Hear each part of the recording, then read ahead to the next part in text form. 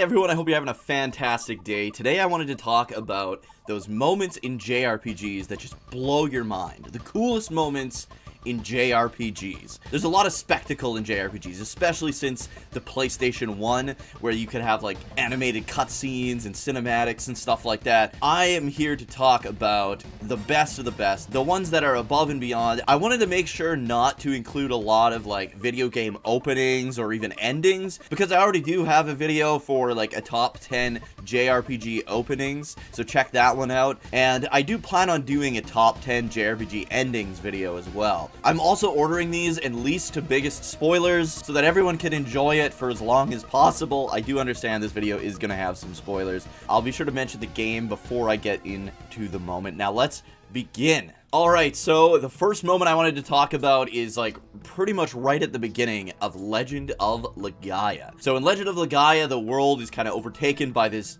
evil mist that lets these Saru roam the land, which attack travelers, and if not for this great wall surrounding some of these towns, villages, and cities, would be absolutely devastating the townspeople. So right off the bat, you're kind of told about the mist and the monsters of the mist and how grateful the village is for not only the tree that kind of holds back the mist, but the walls surrounding Rim Elm really do a big job keeping the mist monsters and the mist itself out. Well, just a few days later, what we eventually learned to be called Juggernaut smashes through the wall, launches an attack on Rim Elm, and just devastates the community. I thought right off the hop that this moment took this game from like standard JRPG beginnings to absolutely kicking things off, and it's kind of like jumping into an ice bath. You go from like calm and relaxed to holy crap, stuff's getting real, and it's getting real right now. So I love the big shock of this happening. It's like ripping the band-aid off right off the hop. And yeah, this was one of the coolest moments for me in JRPGs, even though it happened so early on in Legend of Legaia. Speaking of great openings, and this is the only other opening on this list, this was in my top 10 best JRPG openings video, and for good reason. Just firing up Chrono Cross, that opening cinematic with the music, I believe the song's called Scars of Time. Oh my god, they did such a good job with this, from the pages turning, and everything just slowly builds into this exciting series of events that are going to transpire in the game. This opening is like probably the best opening of all time, out of any game I've ever played. If you watch this opening, you're immediately hooked on Chrono Cross. It's got its faults for sure, but this opening is not one of them. This is one of the best openings ever, and I still get chills down my spine every time I watch it. Now, speaking of the Chrono series, the next moment for me is Chrono Trigger, when you finally face off against who you think at the time is going to be the final boss in Magus. You get back to 600 AD, Frog uses the Masamune to cut the mountain in half, giving you access to a new area of the map, and it takes you to Magus's castle, and you get to face off against his 3 generals. You've got Ozzy, Slash, and Flea,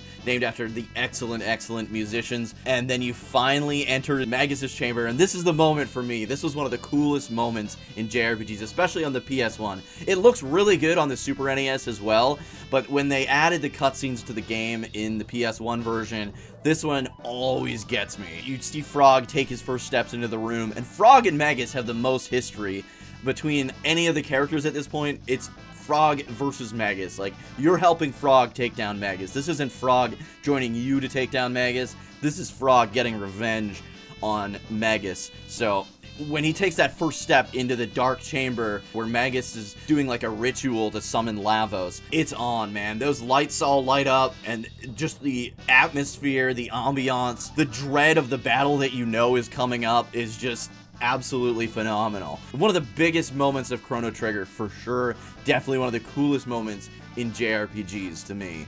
So enough about the Chrono series, let's shift over to the Final Fantasy series, and the biggest one for me probably is the Garden Warfare scene in Final Fantasy VIII. At the start of the game, you grow up in Balamb Garden. It's a place that kind of trains the Seed mercenaries, and eventually you learn about the Galbadian Garden, which is in Galbadia, which is kind of like an enemy state at this point. It's kind of run by the sorceress, and there gets to a point where the two gardens end up clashing. They both find out that their gardens can like be used as like these giant airship, airbase facilities, and you head off to meet where you believe the sorceress is hiding out, or what's left of the sorceress. When you get there, when you pull up, you see Galbadia Garden hovering above the forest waiting for your ass. Man, from the motorcycles launching off of their garden onto yours, it's just like this huge invasion. You gotta save Rhinoa, the garden's kind of like collapsing, there's parts of the garden breaking off. You end up hijacking like this hoverlift thing, and you end up battling this Galbadian soldier up into the air. You have to like beat him off in order to steal his hover platform to rescue Rhinoa. And then when you finally land, you're like running, you're bolting towards Galbadia Garden, and in the background there's just explosions and battles and gunfire, and it's just one of the most epic freaking scenes in Final Fantasy history to me. Another great, mind-blowing, jaw-dropping Final Fantasy experience for me is in Final Fantasy 15 when you face off against Leviathan. The moments leading up to it are absolutely heart-wrenching. I don't want to like spoil it too much. Something absolutely devastating happens to the kind of the main character. All of a sudden Leviathan comes up. There's a giant wall of water surrounding the city. You can not only see the cityscape in the background, but you can see it kind of getting torn apart by the water and the giant whirlpool that's kind of like taking place in and around the city now. This is where Noctis like fully envelops his powers and is basically like a god facing off against a god, and it's just so well done. You're just like flying through the air, you've got all the like special weapons at your disposal, and you're just attacking the hell out of Leviathan. The summons in Final Fantasy 15 are done absolutely perfectly. It really does a good job of making the summons feel godlike and just overwhelmingly powerful. And when you face off against some of these summons, it's just absolutely incredible. And the fight against Leviathan is definitely the best of the bunch for me. This is just, the spectacle in this fight is absolutely amazing. Now back to the PlayStation 1, we've got another amazing game that I haven't played in years, but there's reasons for that, and I'll get to them in another video at some point. But I'm talking about Legend of Dragoon.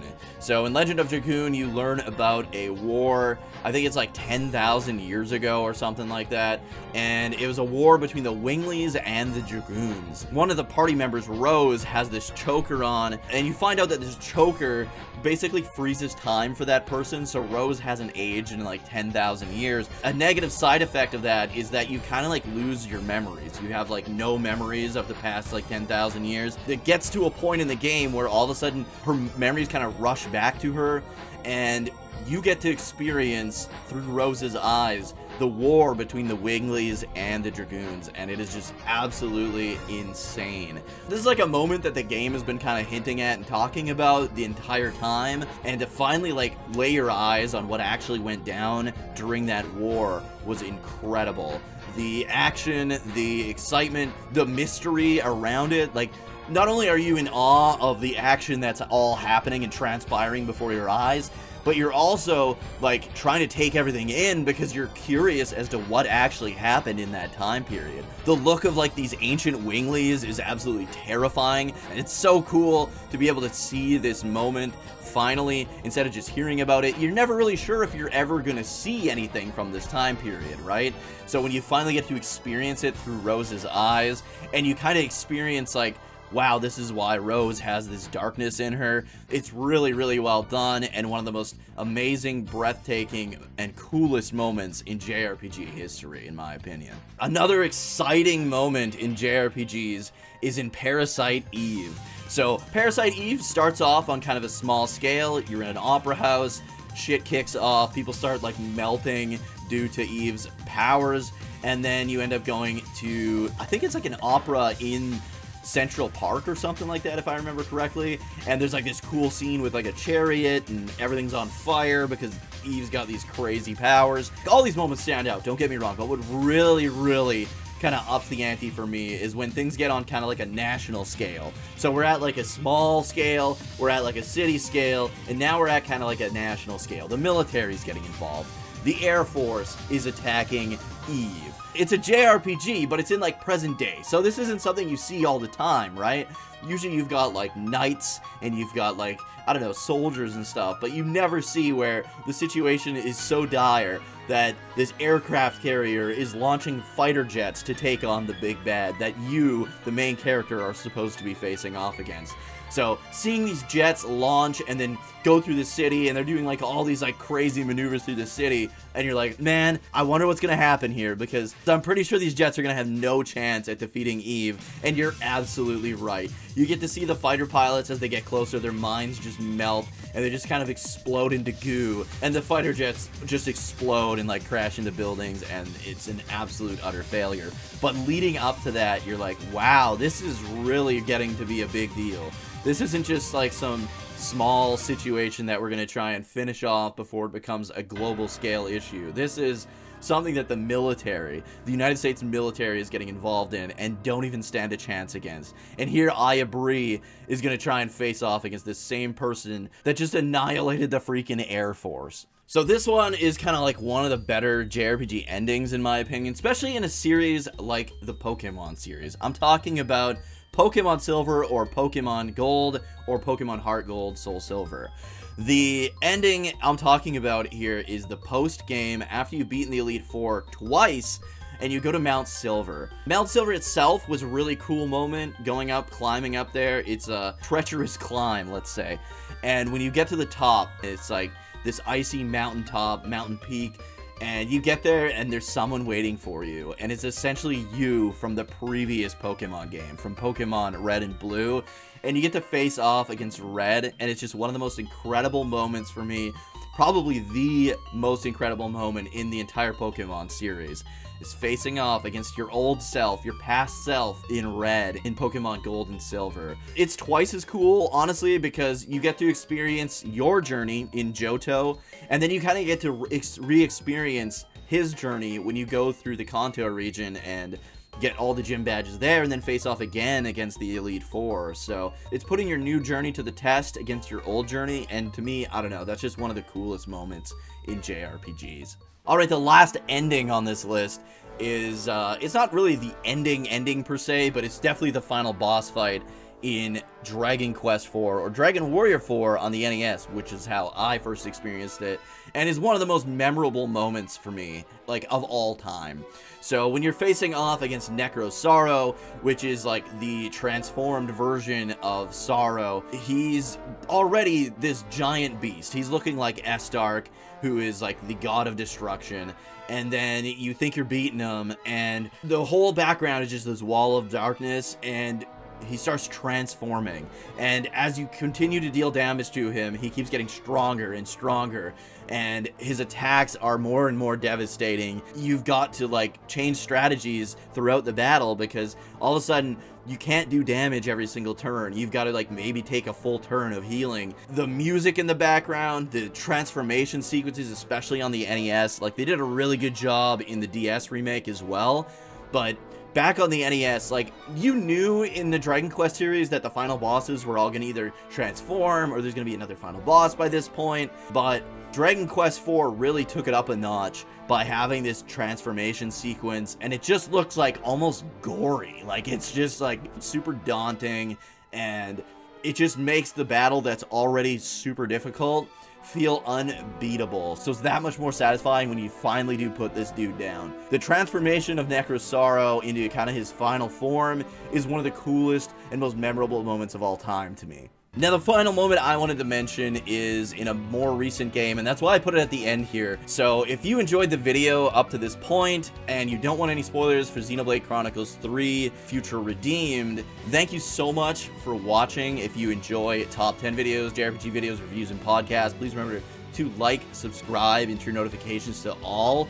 But let's get into the final pick, and that is the moment in Xenoblade Chronicles 3 Future Redeemed where you get to team up with Rex and Shulk from the previous Xenoblade games.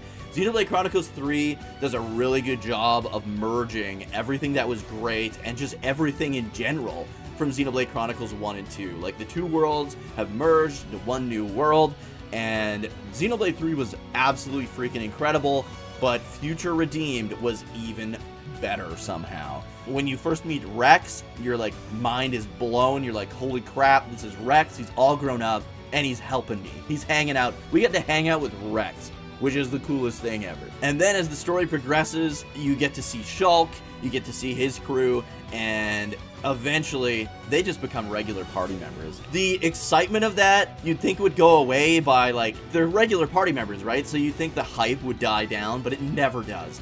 Just having Rex and Shulk in your party in Future Redeemed is so incredible, and that high of them being with you for the rest of the game just never freaking goes away. I love that game so much. I love the Xenoblade series so much, but really the peak to me is Future Redeemed, and having those two on your side, those absolute freaking legends from the first two games, is just one of the most incredible moments in all of JRPGs.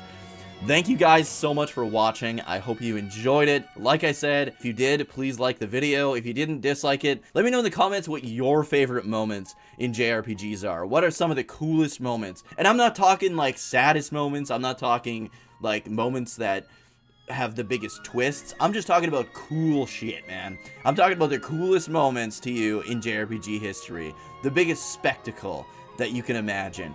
Let me know in the comments. I probably missed a ton of great JRPG moments. And if you want to hang out live, I'm always here on YouTube as well as Twitch at twitch.tv/Dookie03. I'm usually playing JRPGs every Tuesday and Thursday night.